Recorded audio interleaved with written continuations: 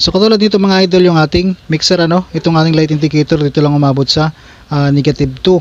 So mayroon tayong viewers kung pwede ba daw umabot yung light indicator natin sa +6, so yung kulay pula na to.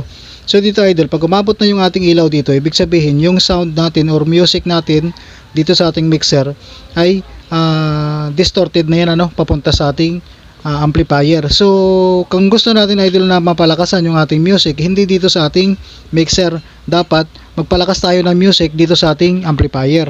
So halimbawa dito mga idol, kung ang ating amplifier dito ay naka-volume ng number 10 or 10 o'clock, so pwede natin siya gawin ng 11 o'clock para mapalakas pa natin yung ating music. Dahil ang ating amplifier mga idol, ito yung magpapalakas ng ating speaker, hindi yung ating mixer. So katulad nito, basta umabot na sa kulay pula yung ating ilaw dyan, distorted na yan idol, o masyado malakas yung ating incoming signal, distorted na, so hindi maganda yung ating music dyan.